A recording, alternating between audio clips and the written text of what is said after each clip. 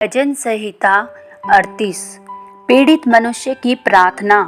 हे यहोवा, क्रोध में आकर मुझे झिड़क न दे, ओ न जलजलाहट में आकर मेरी ताड़ना कर, क्योंकि तेरे तीर मुझ में लगे हैं और मैं तेरे हाथ के नीचे दबा हूँ।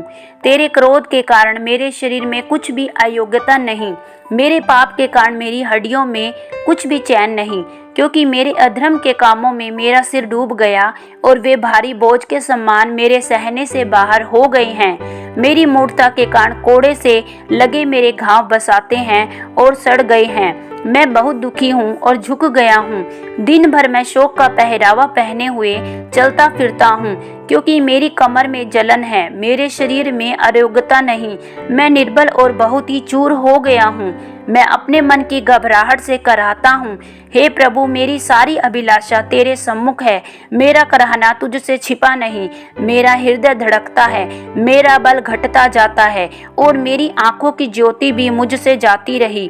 मेरे मित्र और मेरे संगी मेरी विपत्ति में अलग हो गए और मेरे कुटुंबी भी दूर जा खड़े हुए। मेरे प्राण के ग्राहक मेरे लिए जाल बिछाते हैं। मेरी हानि का यत्न करने वाले दुष्टता की बातें बोलते हैं। दिन भर छल की युक्ति सोचते हैं, परंतु मैं बहरे के समान सुनता ही नहीं और मैं गूंगे के समान मुंह नहीं खोलता। वरन मैं ऐसे मनुष्य के तुल्य हूँ जो कुछ नहीं सुनता और जिसके मुंह से विवाद की कोई बात नहीं निकलती। परंतु हे यहोवा, मैंने तुझ ही पर अपनी आशा लगाई है।